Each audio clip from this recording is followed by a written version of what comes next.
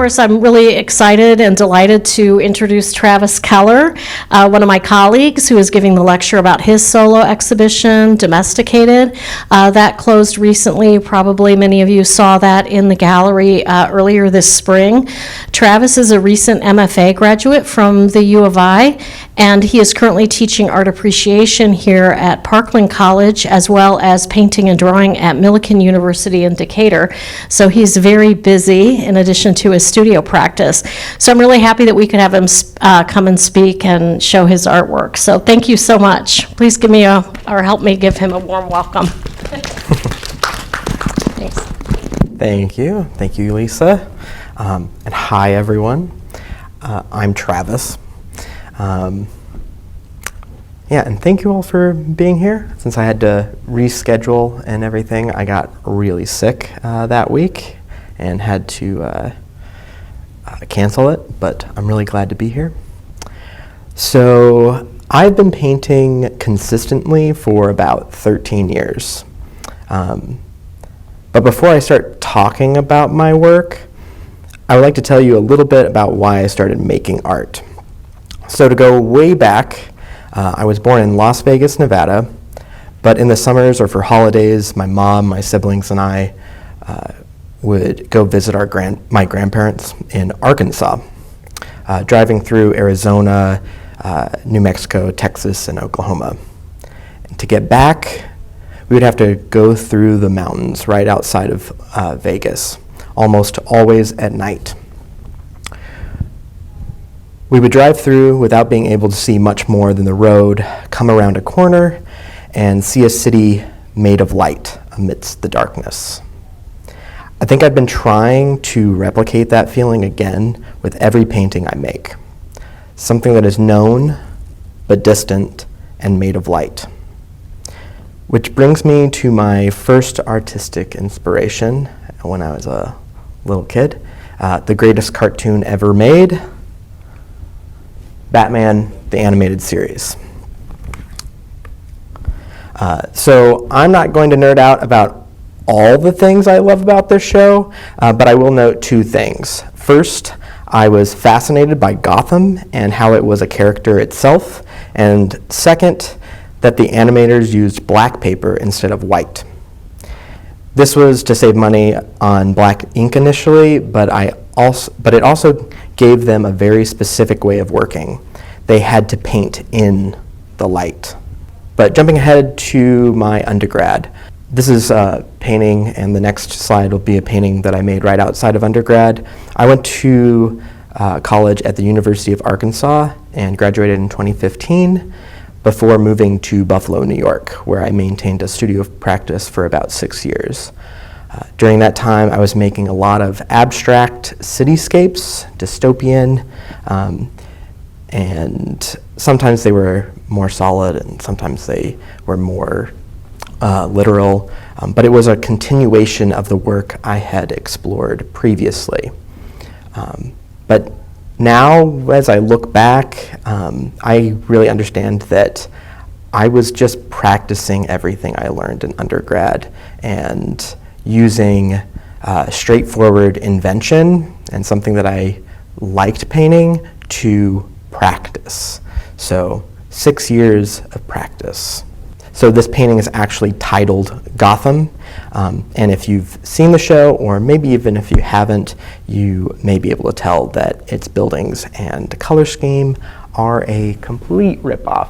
So during that time in Buffalo, I also was gaining more interests and allowing myself to be inspired by all the nerdy things that I've always loved, and things like the concept art for Blade Runner, and I saw Akira for the first time.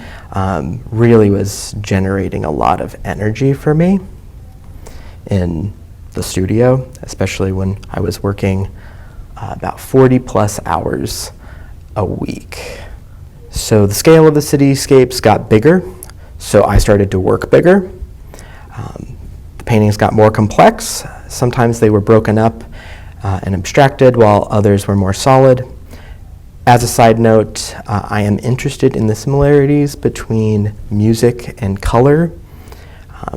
I think that a lot of the jargon really is the same thing. Color harmonies and things like that, balance, all pertains to both color and music. This piece is titled Nocturne. So the paintings leading up to one of my solo shows were getting denser. I was scheduled to do a live painting performance at the studios / galleries that I had my studio at, and I was going to start this painting, and the day of the event, we went into lockdown. So I got to spend a lot of time investing in every little mark, and it really allowed for that density of mark making and everything to really stand out. The paintings also got more alive, and I really was playing around with a wide color range and including a lot more color. But I really wanted something more as I got to the end and having the show. I felt like I could do them forever if I let myself. I had been doing pretty well at making paintings while working working the long hours at my job, but I needed a new challenge with more time to work on painting. So I applied to graduate school, and I got into the U of I here in Champaign and realized I had no idea what I was going to make.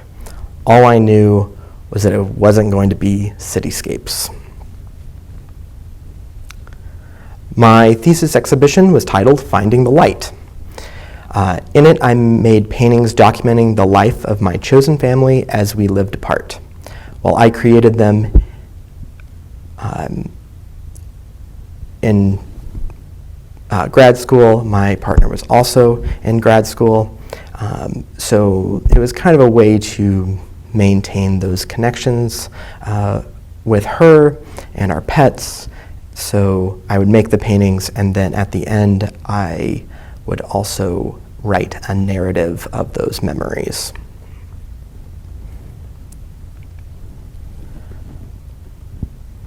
So again, I didn't know what I was going to paint when I got to grad school. My partner not being there, I found it very difficult to fall into routine, and then all of the new things happening, and trying to remember how to be in school.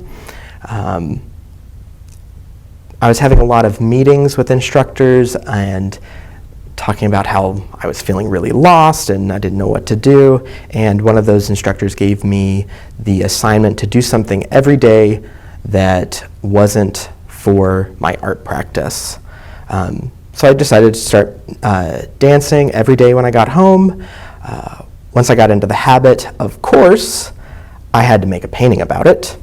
I set up the camera, shot a video. I really enjoyed how the lighting in this frame seemed to explode around my silhouette.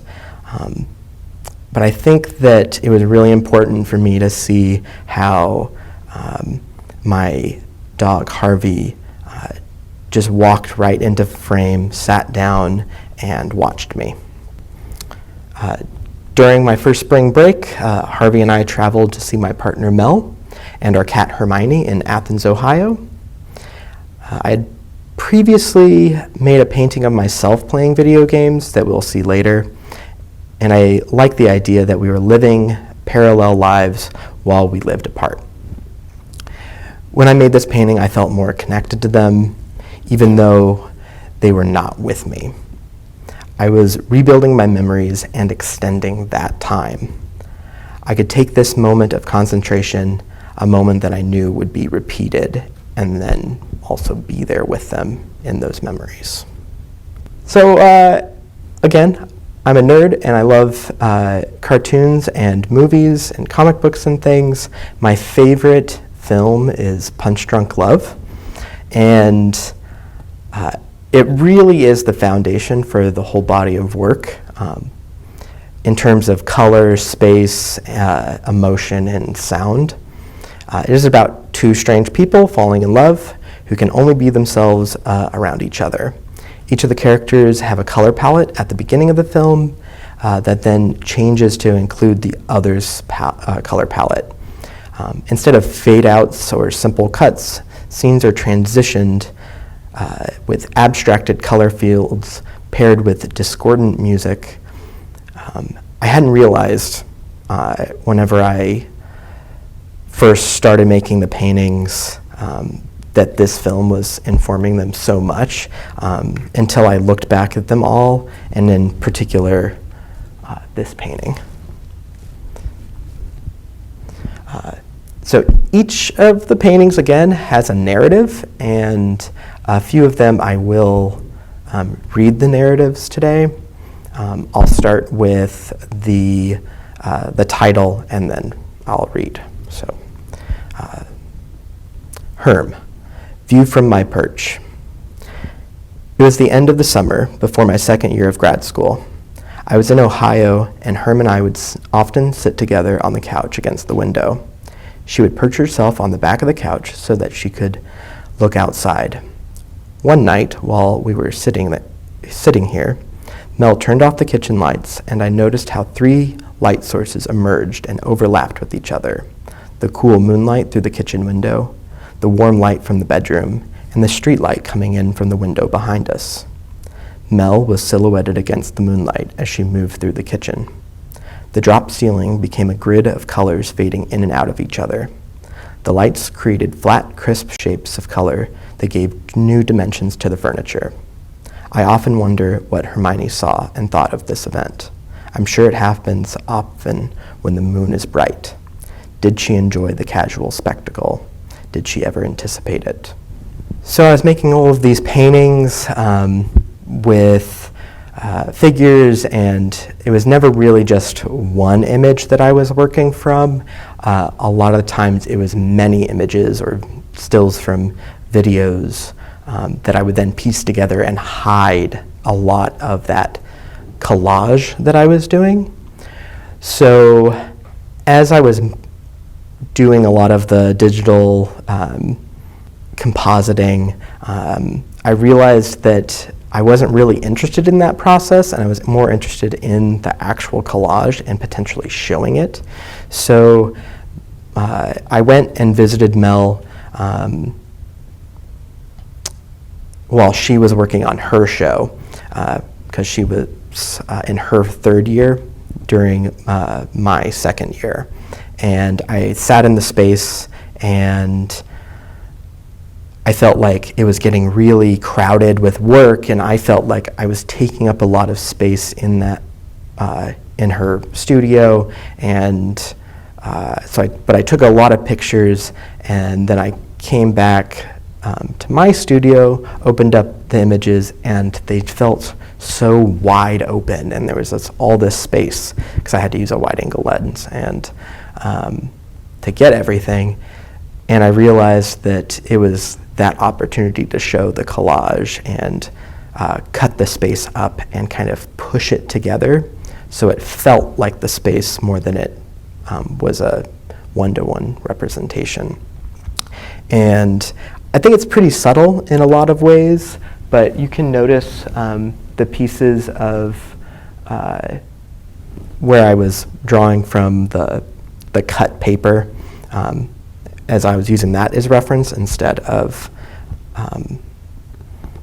a already fixed image, lack of a better word. And when I did this, I wasn't sure what was going to happen, but it opened up a lot of avenues for me to explore.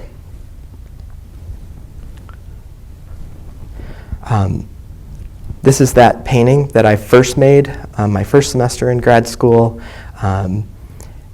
It was my first figurative painting since undergrad.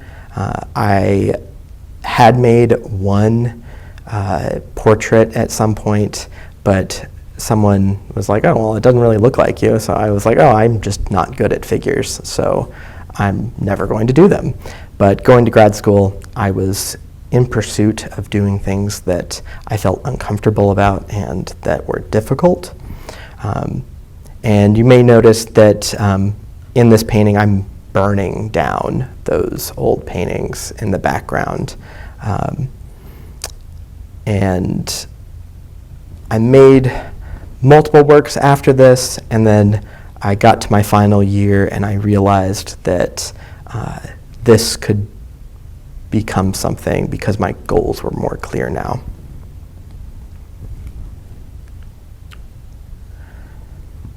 So I reworked the image and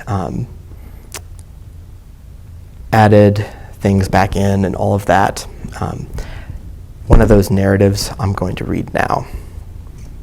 Distractions. Herm loved belly rubs. This is both one of my first paintings in the series and one of the last. It started as a painting about being alive while the world was ending. Initially, there were burning buildings that could be seen outside through windows. After Hermione died, I realized I didn't really care about those buildings anymore, though there are still remnants of them found in the paintings hanging behind the figure. I repainted Hermione, added back in the lamp, and drew a picture of my hand scratching her belly in oil pastel. When Herm and I lived together, she was always interested in what I was doing. She greeted me when I got home. We would play and she would ask for belly rubs. When I ate dinner, she would eat dinner. At the end of the day, or often in the middle of the night, I would play video games and she would be captivated by the movements on the screen. I sometimes worried that she would swat the screen, but she never did. This painting reminds me of those shared moments. Sometimes I wish I had given her more attention, but I also know that she was happy. I want to remember the joy of those times instead of the pain of losing her. I remember the way my fingers would always catch on one clump of hair, even after brushing her.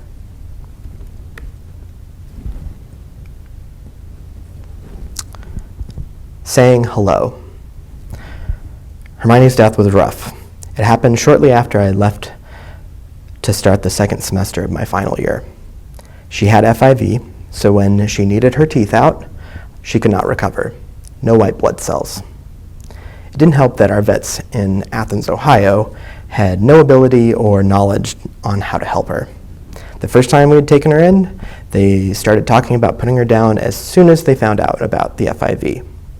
That first time, she had made a full recovery. Sometimes I think Ohio killed my cat. Other times it was grad school. Maybe it was both. Mel buried her alone. She found a nice spot off a trail next to a stream. When I did make it back, I helped secure the bricks that marked her grave. I managed to visit a few times, but I don't think I'll be back for a while, if ever. I wonder how long the bricks will stay. When I took the image of Hermione saying hello, I didn't realize it was goodbye.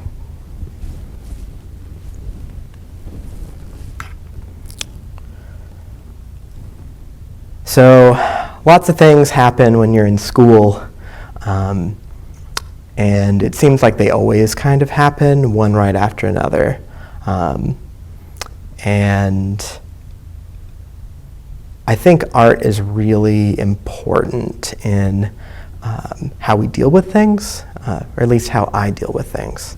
And instead of like not doing what I love to do and, going home and being really sad about it, I just wanted to engage with those feelings and kind of move through them, acknowledge them, and find the joy in the past and knowing that they're still with me. So this is another painting I made during that time, and it's titled Long Distance Rewatch. This is another narrative, by the way. It is strange to watch television with someone who is not physically in the room with you, but this is what Mel and I did many nights during the semesters apart. As Harvey got older, he was less inclined to jump up on the couch with me. There was distance between us because that space on the couch was less accessible to him. When Harvey wanted to sit with me, he now needed to make it known. I would pick him up and put him back down when he was ready, trying to do so before he could jump down himself. While living in my studio apartment, I had to start putting his food out on the carpet so that he would have better traction. Watching and waiting. Watching television with someone in person is much more enjoyable. The little ways of communicating must be made noticeable. There's a camera, but the sound is muted so that there is not an echo. To show excitement, you must exaggerate movements and expressions.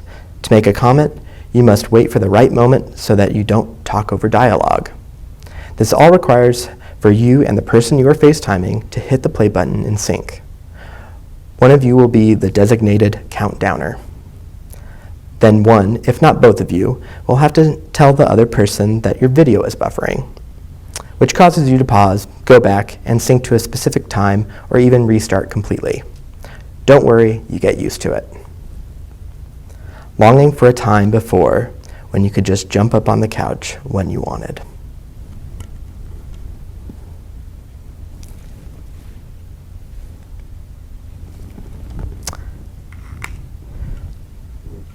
So going back, I was still engaging with the elements of collage in the works, and I saw a connection to the storytelling and my love for comic books. But I wanted to go for something a little bit more everyday than the action-oriented comic book style or anything like that. This painting was meant to show the overlapping of movements through the house that we walked every day, those routines.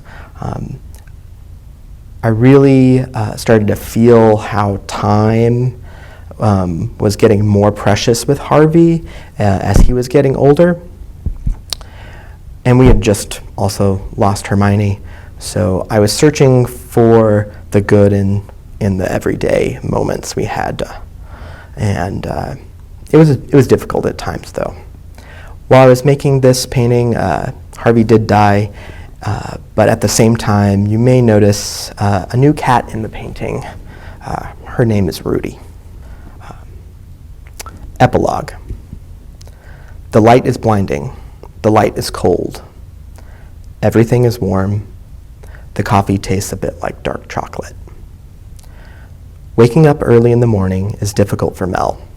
So when she began commuting to teach at EIU, I started waking up first to get started on coffee, bagels, and lunch. If there is time, we drink the coffee and eat the bagels together. If I don't open the blinds for Rudy, she will put her paws up on the side of my leg and meow her raspy meow.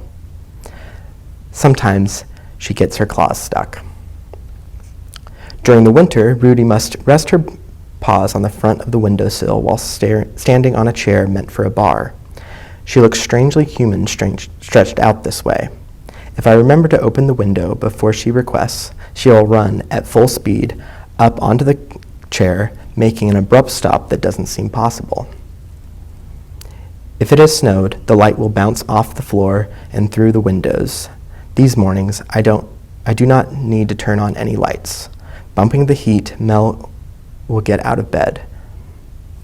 Bumping the heat so that Mel can get out of bed. Much of this routine is quiet until the coffee has been made. We both drink it black, no sugar. So this was initially meant to be the last painting for my thesis exhibition at the Krannert Museum. But as I put everything up, I had a whole lot of space that I got to fill, which was great because these are really big paintings. But I had realized that something was missing.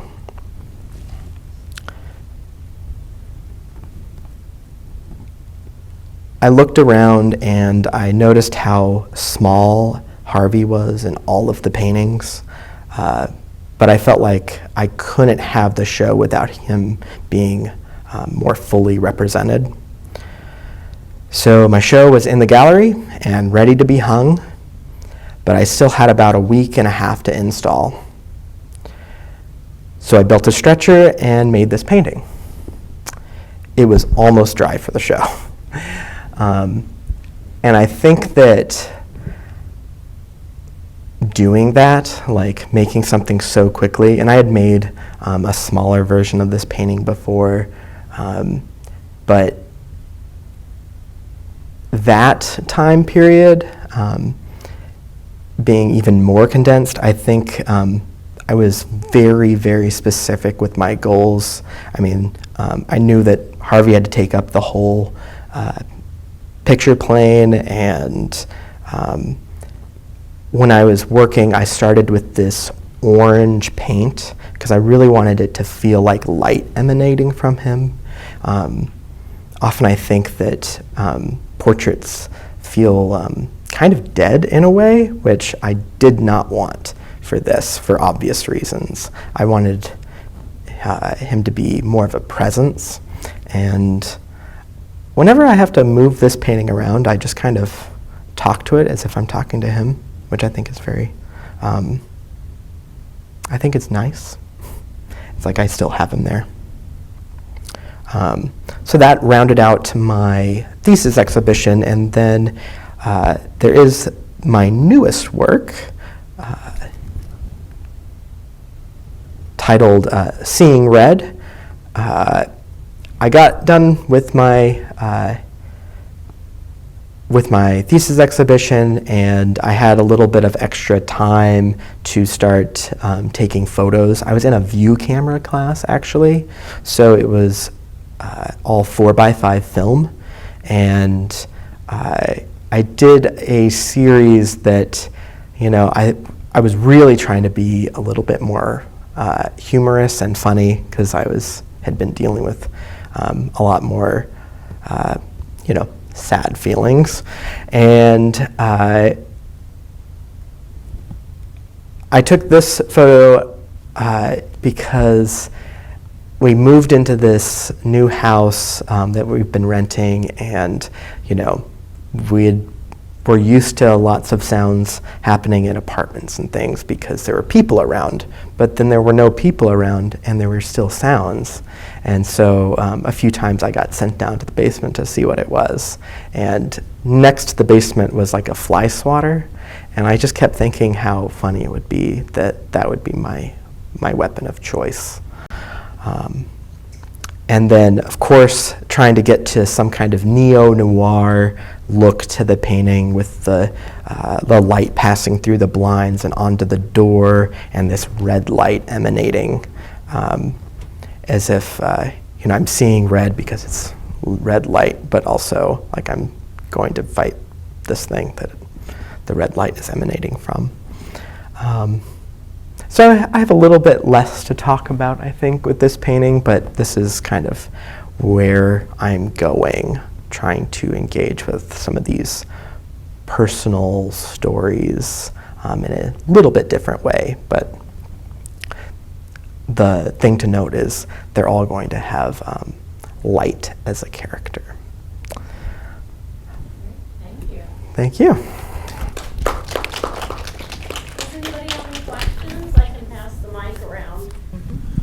So why do you use that color scheme? I like it a lot, but why do you use it in all your paintings? Well, I think I use a lot of different color schemes, but I do like a warm, cool. Yeah. I think that kind of balance. I mean, again, I love movies, and they use a lot of warm and cool. It might be a crutch at sometimes, and I think with the painting Epilogue of the groupings of Mel and I in the kitchen while I make coffee, that was really deliberate in trying to get a little bit away from that and like having more natural light, and then just kind of pushing a little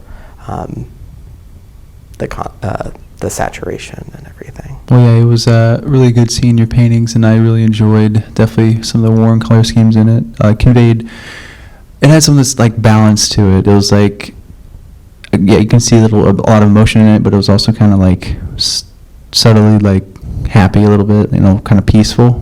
Mm-hmm. So I really like how you added that. So just thought to add that comment. So thank you. Thank you. Anybody else? Okay. I loved your paintings as well. I was wondering, how do you get those colors? Because I've taken a color theory class, and the most challenging thing for me, like, I would love to do something with these sort of saturated color schemes, but like, I found it impossible to get these colors. Yeah, I think, I work primarily in oil paint, which has a little bit more liveliness, I think. It's a little less flat and reflects light in a different way. So you'll get a little bit more energy from oil paint. And then I don't have a very traditional palette. I use a lot of quinacridone and phthalo.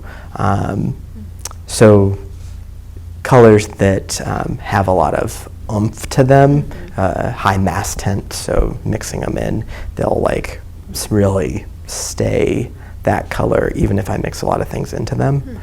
And then I guess, yeah, I use a lot of India red for my earth tones because it has a little bit more punch to it than, say, like a burnt sienna, which is like a traditional palette. So that's how you get like the neon. Yeah, I just have neon-ish colors. Usually, they're actually very dark colors that I then lighten. Oh, interesting. Yeah. Very cool. Yeah, sure. Any other questions or comments? I find it really interesting how you ended with this, and the first slide that you had was the Batman. Oh, yeah. So it's like this hero character kind of coming to life, going down into the basement. Yeah, I'm a little bit more scared. Yeah. It's very interesting how you did that. Talking about light, do you think that you're influenced by, like with the Batman being painted on black? Because it seems like with here, you're almost doing that same thing where there's a lot of black in your paintings or darker, and then this light is coming from other areas specifically. Is that something I that did influenced you? start a lot of the earlier ones on black gesso, so again, I would be painting that in. But then black gesso went up in price for some reason, Yeah. so I just kind of I put down a lot of darks initially, and then I build up the light, which is, traditionally effective as well. So, yeah, I think pushing the blacks is really fun to find two colors that are really dark next to each other that you can see the difference, but they kind of are the same value.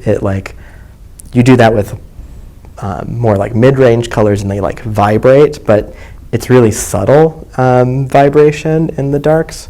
So I guess that's kind of a fun thing for me while I'm painting. Yeah, great. Yeah. Terrific. Well, anybody else? Any other comments? Well, thank you so much. Really Thank you. appreciate you coming and talking. Yeah.